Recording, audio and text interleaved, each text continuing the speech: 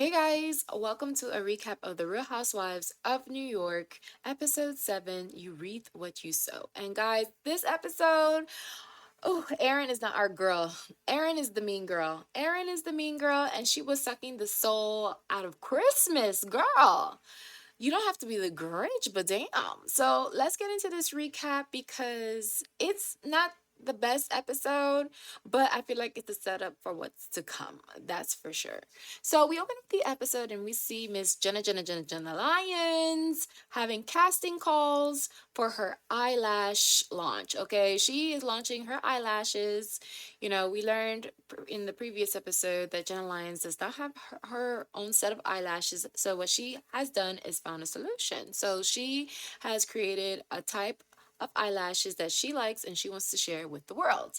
Now, what she's doing in her casting is being super inclusive to all age ranges, all ethnicities, and also not only in casting for those who are going to be models, but those who are actually directing the whole shoot. So she also have in her staff, in her high level staff, diversity and inclusion. So I thought that was beautiful and amazing. And I like how she explained as a white woman that, her presenting this product to those who are working with her, she wants them to have an understanding that this is an inclusive brand and she works with everybody. Therefore, we all gonna be comfortable and all in this together. And I love that about Jet Alliance. And I like that because, that's showing progress that people are hearing and understanding. And I really appreciate and respect that from Jet Alliance. So we also have Sai who pops in to help with casting. And we get to learn a little bit about Jenna Lyons and how her name is not Jenna. Her name is actually Judith. So the creation of Jenna comes from a funny childhood story in which when Jenna was attending college and the professor asked if anyone in the classroom goes by a nickname, Judith at the time thought about what is the nickname she wants to go by because she didn't particularly like the name Judith. So she thought about her brother giving her a funny nickname called Jenna Talia, and I just gagged how that's how we even got Jenna. So I'm actually here for this short story, and I like that she has these quirky little moments, and we get to see her in her work in her field because you don't always have to give in the scenes, but at least open up and be real about yourself. Take us into your lifestyle. That's what makes it reality, okay? So we're moving on. The girls are celebrating Christmas around the corner, and what we have is, of course, without Christmas, you can't have it without the Grinch. Now, Erin is the Grinch of the season because she is making a big deal out of, I think, nothing, but I honestly feel like it's all about personal choice. But the way she's going about it, I don't think it's the right approach, especially when you're gonna be on national television, everyone's watching and gonna have their take, okay? So, remember in the previous episode, Erin just had her vow renewal and she's getting all the information about how the party went from her guests. So, aside from the rave reviews saying that there was good food at her party, she received reviews from her sister saying that there was people at the party, particularly the crew here at the Real Housewives of New York, that were doing too much talking and not really enjoying the vow renewal. So, of course, that kind of ticked off Erin. She wants all the focus on her. It is her moment, and those people were her guests. So she felt some type of way, but what didn't help was when her husband told her what went down with his conversation with the girls. Reminding you guys, Aaron husband Abe the Babe had a conversation with Bryn, which I thought was kind of lighthearted and jokey because he was laughing, she was laughing, and all the people around them were laughing. We should at this point know that Bryn is just a flirt. I feel like it's a meaningless flirt, but not everyone will take it as that. So it gets back to Aaron that Bryn was apparently trying to take Aaron's man, pretty much saying that their marriage is not real, it's not a real contract, they didn't never done vows, and how Brandon was gonna come into the situation throwing words of divorce, and Aaron felt some type of way about it. um I felt like these two should have known each other more, much more better to know that it was just a joke. But Erin is upset, and it doesn't help that her husband was laughing because she asked him, "Were you laughing?" And he said, "Yeah." And he kind of sees it as a lighthearted situation. He doesn't seem as upset. He was just letting her know, so so she's aware of the situation and it's not played back on camera. So I think he was trying to cover and save for himself. But she was really, really, really upset, especially that her husband laughed too as well. So she is definitely gonna address this with Bryn because Erin is a very direct woman. Okay, she says what she thinks. She thinks what she says. Okay, so we're moving on, and we are getting an event situation at the Real Housewives of New York for this episode. What we're doing is all the girls are meeting up together to decorate Wreath, and this event is hosted by no one other but Bryn. So this is the first time that Bryn is actually hosting some sort of party celebration, extravaganza, eleganza. And of course, it doesn't come without the critiques of Miss Sai. Now, the food did look sad, and the avocado mash look really brown. Okay, it did not look appealing, it did not look appetizing. And we learned that this event actually took place during the morning time. So I get, like, in the morning some people like to do avocado toast, but I think there could have been better breakfast items for this special event that Bryn was hosting for the ladies, okay?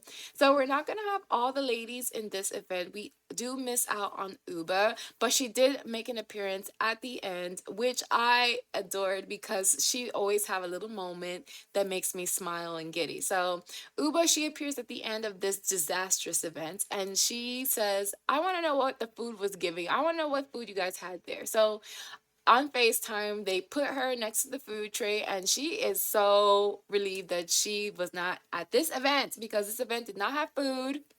And I side with Sai. I feel like this event could have had better food. But I live for that moment that they place Uba on FaceTime by the food to keep her occupied with the food. I love that. I love that. I love that. Now, let's get into, before we get into actually the disastrous Wreath event, we did have a moment with Jessel and her husband. They had a talk about, they were on a date, okay, and date turned into talking about more important things than just date night, which I feel like they should just focus on just date night because they need to start having sex, okay. So Jessel, she wants to have another child. She thinks three is her lucky number, and she would like that lucky number three be a girl. And I stand by Jessel. Jessel, I am rooting for you and your girl. Um, but Jessel did her journey in having children was not an easy one. Okay, she had to go the IVF route, and it was very difficult for her doing all the shots and going through that whole process, not being guaranteed that she would have a child successfully. So, she went on this journey actually on her own. She did not share with her own mother this journey because, culturally speaking, she felt like it was either a disgrace that she's unable to do it the natural way, or she didn't want to worry her mother because her mother internalized all of Jessel's struggles. So she was trying to protect her mother. So I thought I understood where she was coming from, but I feel like, since especially you're on national television and this is coming all out, I think you have to prepare yourself to tell your mother. So her husband kind of tells her and preps her, say, hey, especially if you're going to have a third child, we have to be open and honest with your family. So Jessel thinks of a plot, okay? She puts her PR twist, and she plans to tell her mother her intentions of having a third child and the way in which that has to happen and how it happened previously, okay? So I thought I almost skipped over this scene because this scene was really to me a filler scene because the mom was so accepting. I think it was just a kind of relief for Jessel that her mom didn't make so much a big deal of it. Maybe because the cameras were there and that she knew that she couldn't like give a real response. But if she had known that that was going to be the way how she would was going to respond, I think Jessel would have told her long time ago. So I'm happy that worked out to me, at least as it seems, well. So they're able to move on and forward. And now, Jessel, I hope you are successful in having your third girl child. I'm so rooting for you to be a girl mom. Because to be a boy mom, okay, I get it. It's cute and fun, but to be a girl mom is like the cherry on top. Okay. So we're rooting for Giselle. You know, guys, I've been warming up to Giselle. I feel like it takes some time. She's a slow bird, but I think she has so much potential of being a great housewife. Okay. So now let's move on to this disastrous event of a wreath party. First of all, I've never seen a wreath party. This is like an arts and crafts kind of situation. I feel like in an arts and crafts situation, you do need the booze. It needs to be boozy, but the time of it, when they said it was in the morning time, because Sai was complaining. Sai was saying you have fried food in the morning. It's not even noontime. So that made me very understanding of the climate of the situation. So I think in doing arts and crafts, it needs to be boozy. But given that it was early in the morning, I don't know. I don't think this was the event to do, but it seems like that was the slot time that was working for all the ladies. Well, at least most of the ladies. So everyone comes in their fashion. I like size, over the topness, fashion couture, all whites. Jessel, she sews up. I liked her outfit. I thought it was super cute, perfect for arts and crafts. It was giving me arts and crafts.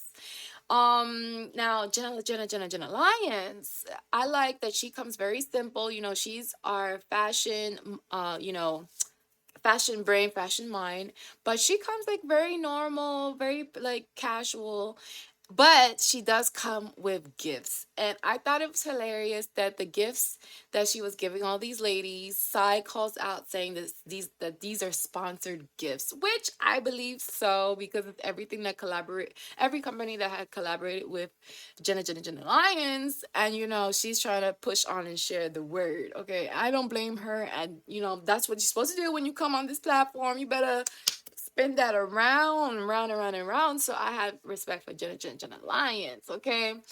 Now, y'all, when Erin came to the whole situation, she might as well had worn Bryn's green Grinch coat fantasy. Okay. Because she was not really in the mood when she walked into the door. Okay, she came in and she take a little seat, and they were talking about, she was talking about her vow renewal, how it went, and then she brings up casually the issues with Sai having, who had left her party early, and how rude she was. But she said what really topped off the whole situation was how Bryn was acting toward her husband.